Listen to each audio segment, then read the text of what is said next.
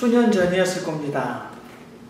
제가 여름 햇볕 아래서 반팔로 운전을 하려고 자동차 핸들을 잡다가 문득 제 손을 보면서 아니 내 손이 언제 이렇게 늙은 사람 손처럼 되었지, 이런 생각을 한 적이 있습니다. 오랜가 제가 구역 예배를 인도하다가 성경을 읽기 위해서 성경을 눈앞에 들었는데 안 보여서 얼른 안경을 빼고 맨눈으로 성경을 읽으면서 야, 이제 시력도 가물가물하는구나, 그런 생각을 한 적이 있습니다. 여러분들은 저처럼 이렇게 문득문득 나이가 들어간다는 마음으로 왠지 서글퍼진 적이 없는지, 진달래 먹고 머리에 떠오르죠. 물장구 치고 다람쥐 쫓던 어린 시절, 그걸 뭐 기억하는 건 고사하고, 내가 바다 건너 미국 올 때 1992년 4월 내 나이 약관 26이었는데 한 세대가 지나가고 큰아들이 25을 바라보니 참 세월이 유수같이 나르는 살같이 빨리도 갔다. 지난 사반세기 동안 난 뭘 했나, 뭐 이런 생각하는 거 인지상정 아니겠습니까?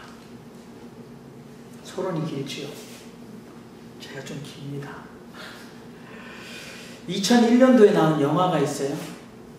봄날은 간다.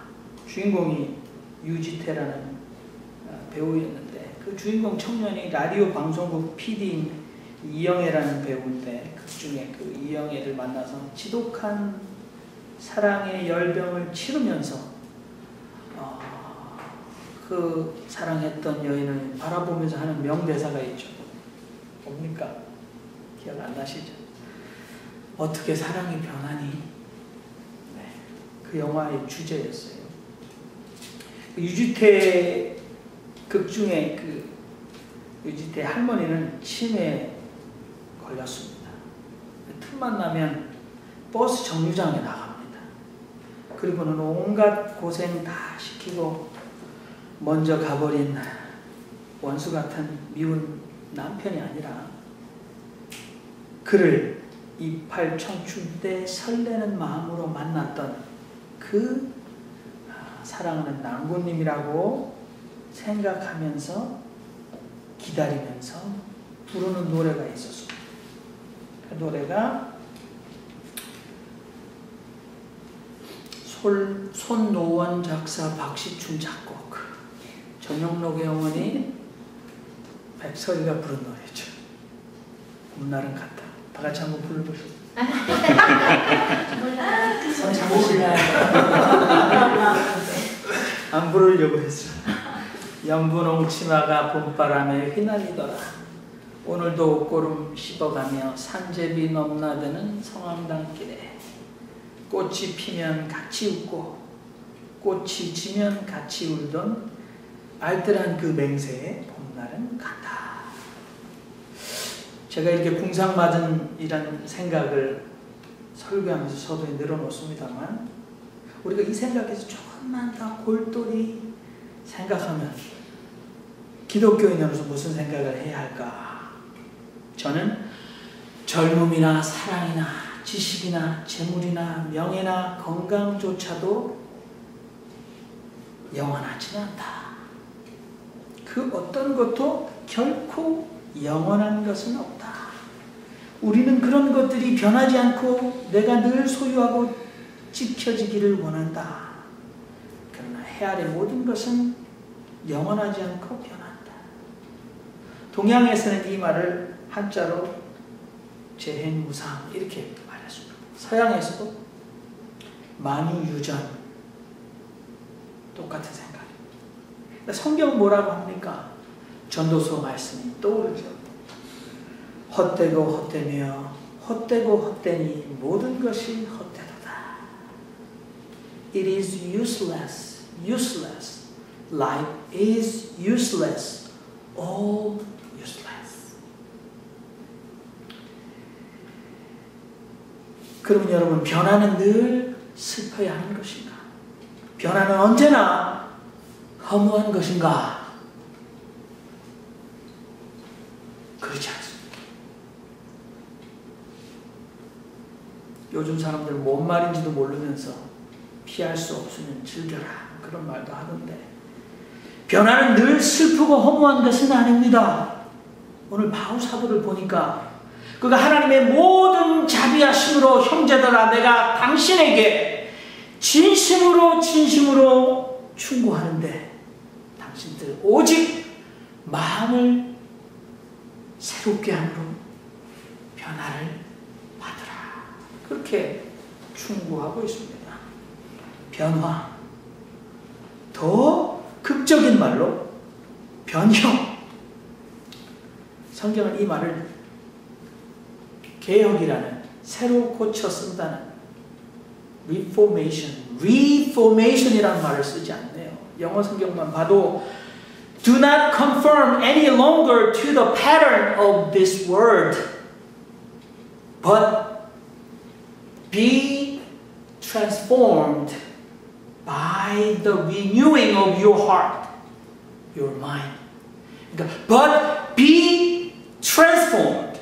그러니까 변화를 받으라 라는 말은 그냥 조금 망가진 거 고쳐서 쓰는 개혁, 리포메이션이 아니라 완전히 상상도 하지 못하는 새로운 것으로 변화되는, 변혁되는 트랜스포메이션입니다. 주름 잡히고 꿈틀거리는 애벌레가 변화돼서 화려한, 상상도 못하는 엄청난 화려한 날개를 펼쳐서 하늘로 날아가 다니는 트랜스포메이션. 여러분, 마음이 어디 있습니까? 마음이 아프다. 동양 사람들은 마음을 가슴으로 생각합니다. 근데 꼭 그런 건 아닌 것 같아요. 세상 만사 마음 먹기 달렸다. 그러면 마인드셋은 어디 있어요? 서양 사람들 마인드가 여기 있다. 그래서 서양 사람들은 사람이 뇌사하면 죽었다고 생각하기 때문에, 뇌사하면 죽었다고 생각하면서 산소호흡기를 제거하는데 부담을 느끼지 않습니다만, 동양 사람들은 뇌사했어도 심장이 아직도 뛰고 있으면 죽은 게 아니다 라고 거부한다고 들었습니다.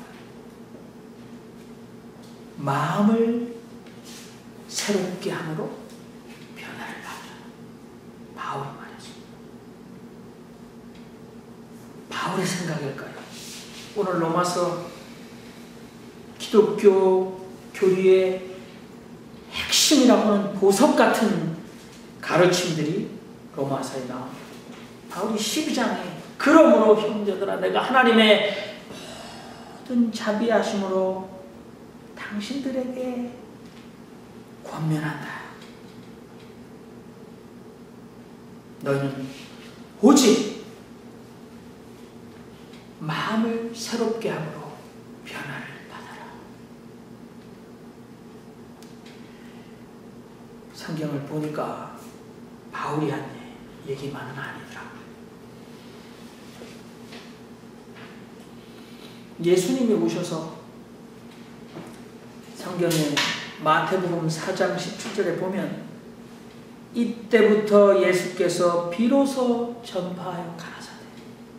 예수님이 이 땅에 오셔서 처음으로 예수님께서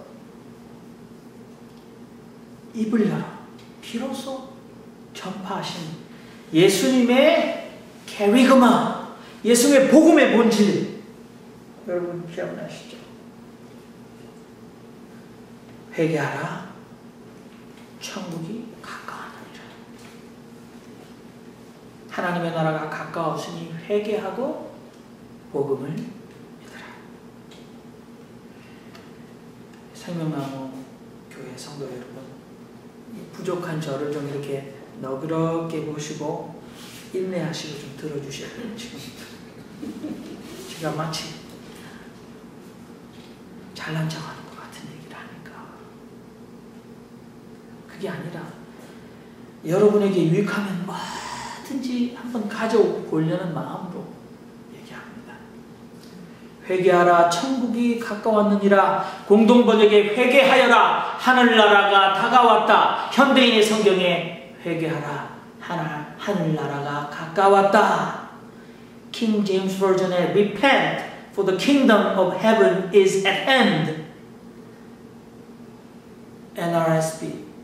NIV에 repent, for the kingdom of heaven is near. 그런데 마태는 그 당시에 로마를 중심으로 그 유럽 전역의 공통어로 쓰여졌던 헬라어. 유대인들도 이제는 자기 나라 모국어를 다 잃어버리고 아람어밖에 하지 못하고 헬라어를 공식 언어로 쓰고 있는 바울조차도 성경을 기록할 때 모든 사람이 읽을 수 있는 헬라어로 기록한 그 마태복음 헬라어 성경에는 호 이에수스 케루세인 카이 레게이 메타 노에이테 메타 노에이테 회개하라 repent 회개하라는 말에 회개라는 말은 메타 노이야. 여러분들 그 정도는 들어보셨잖아요. 코이노니아 디아코니아 들어보셨잖아요. 필요할 때는 가져와야죠. 저는 지금 필요하다고 생각합니다. 메타노이아. 예수님이 비로소 그때부터 접하여 가라사대 첫 번째 말이잖아요. 호 예수스 케루세인 카이 레게이. 그 레고란 말이 그 말이에요. 아멘 아멘 레고 휴메인. 내가 진실로 진실로 너에게 말한다 라고 처음 말하는 게 메타노에이테 그랬어요. 그러니까 맨 먼저 온 게 회개하는 거죠. 우리는 회개하라는 말을 설명을 많이 들었어요. 뭡니까? 우리가 잘못한 거를 고백하라, 신하라. 어떤 분들은 붕에 가니까 풍류적으로 회개란 무엇인가 하고 묻더라고요. 따라하세요. 그래서 눈물, 침물, 콧물, 산물을 흘리며 하나님께 살려달라고 하는 것. 뭐 이렇게 따라하라고 하더라고요. 눈물, 침물, 콧물. 그거 흘려야지 회개다. 그렇습니다. 그러나 이 메타라는 말은 넘어서라 그런 뜻이죠. 메타피직 메타 넘어서 길어지면 큰일 나는데 노에야 노에릭스라는 말은 여러분 에틱스는 윤리학이잖아요. 피직스는 물리학이잖아요. 노에틱스는 인식론이에요. 그럼 메타 노에이테라는 말은 생각을 바꾸어라. 생각을 완전히 바꾸어라. 생각을 뒤집어라. 마음을 바꾸어라. 눈을 떠라. 깨달아라. 이렇게 말하면 저보고 미쳤다고 많이 그러더라고요. 예수님께서도 바울이 그 가르침을 알았기 때문에 오직 마음을 새롭게 함으로 변화를 받으라. 회개하라 하는 말은 더 진리로 말하면 생각을 뒤집어라. 하나님의 나라가 여기 있다 저기 있다. 너희가 약속된 메시아를 수천 년 기다려왔고 300년 동안 너희 가운데 선지자가 없지 않았느냐. 그러나 내가 그로다. 나와 함께 온 하나님의 나라는 이미 너희 가운데 와 있다. 하나님의 나라는 너희 속에 있다. 그랬는데 이런 비극이 어디 있습니까? 유대인들이 그 기다려온 메시아를 죽였습니다. 이런 비극이 어디 있습니까? 2000년 기독교가 예수님이 메타 노에이테라고 말했는데 못 헤아리고 있습니다. 제가 섬기는 미국 교회의 여자 장로님 저희 집에 모셔서 맛있는 저녁도 드리고 티도 대접해드리고 얘기를 하는데 저한테 꼭 읽어보라고 준 책 제목이 있어요. Christianity must change or die. 한국말로 번역된 뜻은요, 기독교 변하지 않으면 죽는다. 여러분, 성경은 변화된 사람들의 이야기로 가득 차 있습니다. 변화받은 사람 중에 가장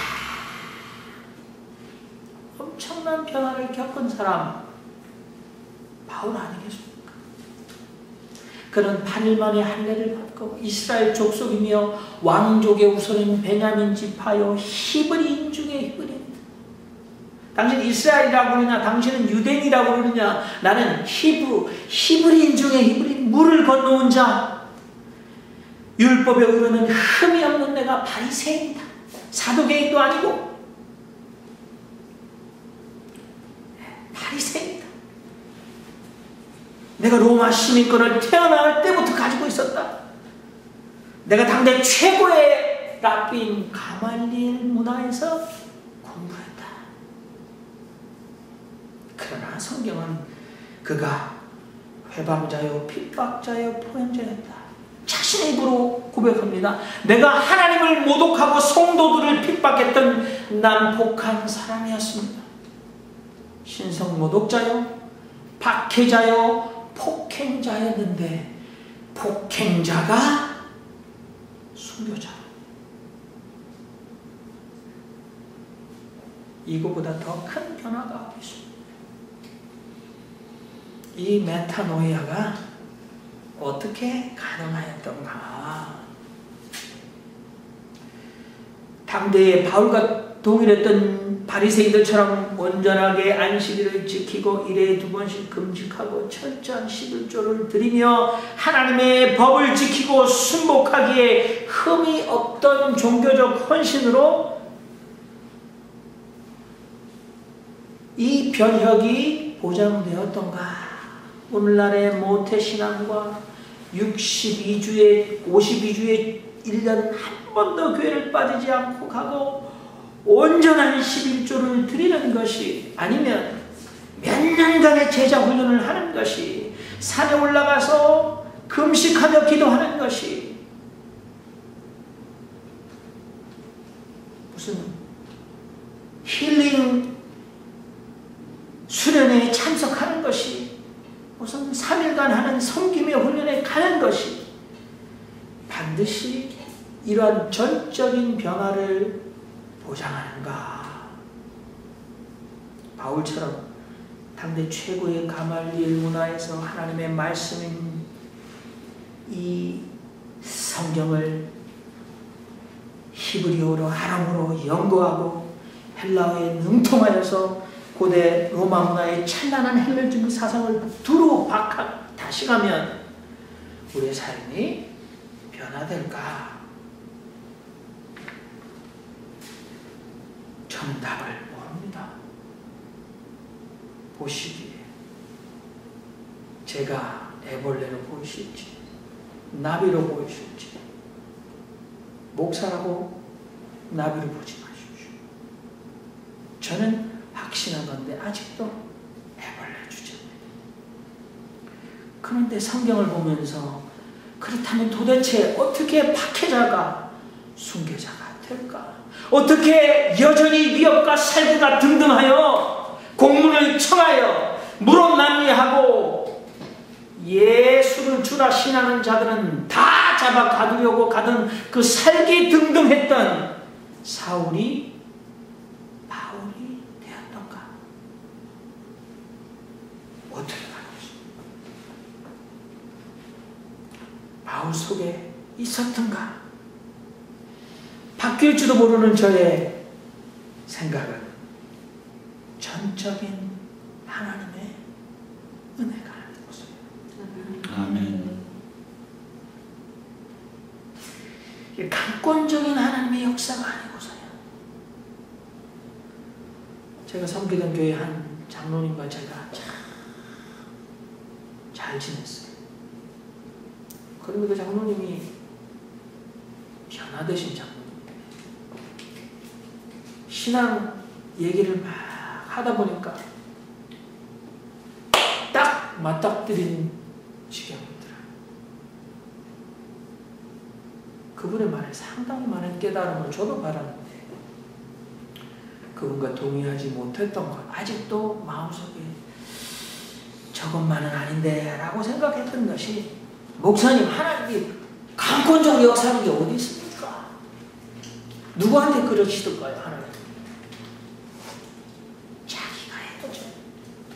자기는 가만히 있는데 하나님이 맞는 부분이 있습니다. 맞고 틀리다고 생각하는 건 아닙니다만, 그러나 때로는 하나님이 우리에게 찾아오세요.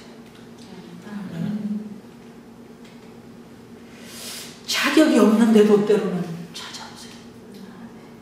엄청나게 반대 방향 길로 가는데도 막아주세요.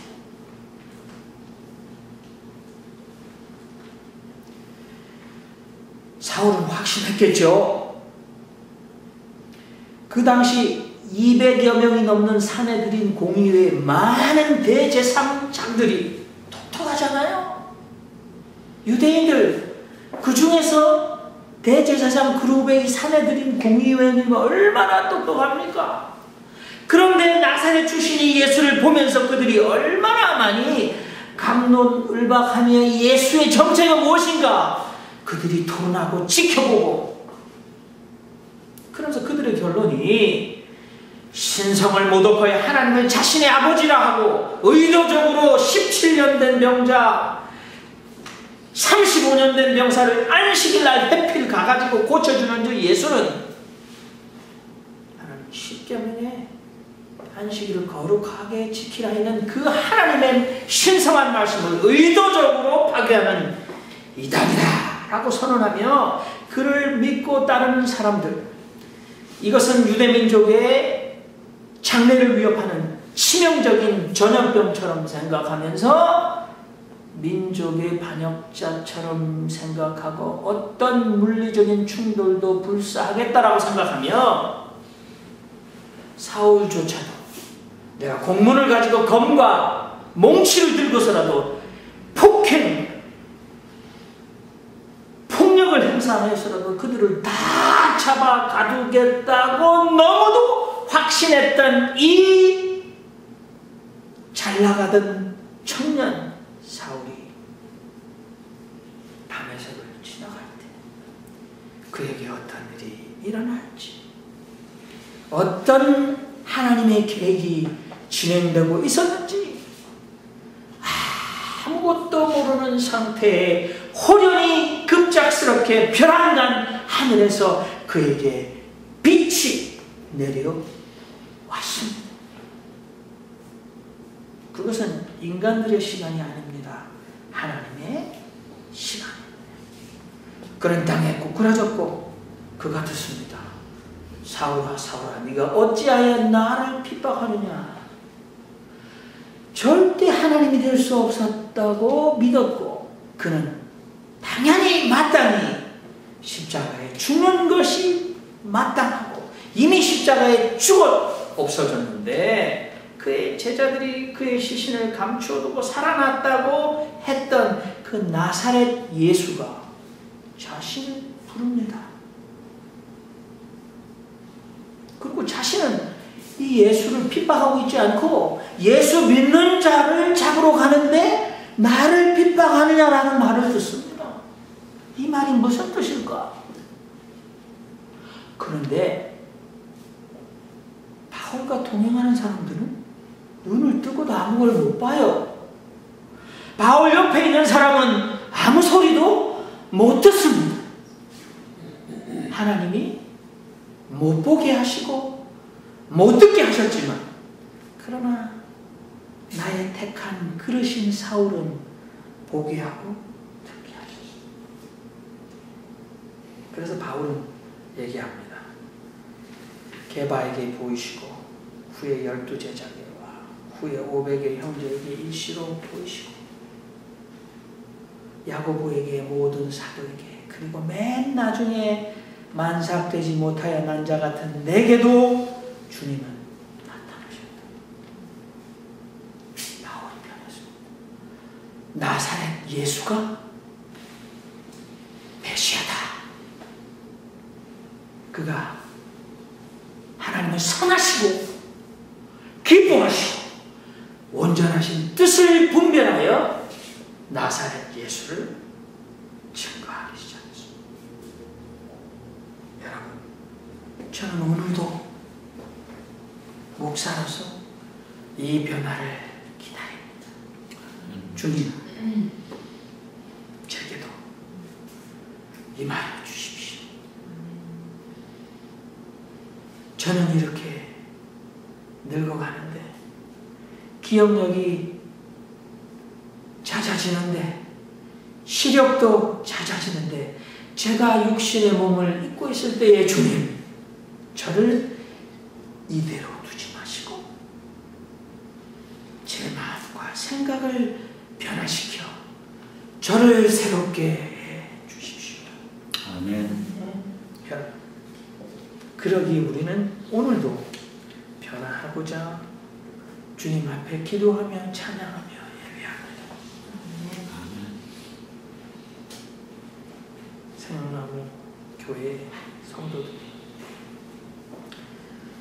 너희는 이 세대를 본받지 말고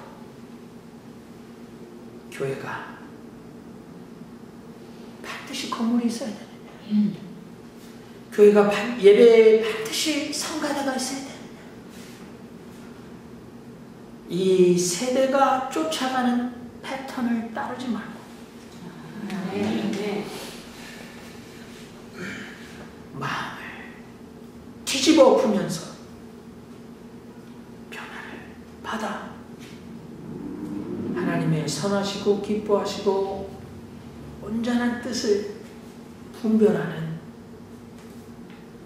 뜨거운 믿음의 소원이 여러분 속에 날마다 잦아들지 않고 내 몰골은 나이 들어가지만 내 속에 불타오르는 그 믿음의 열망은 날마다 불살라 타오르시기를 주님의 이름으로 축원합니다.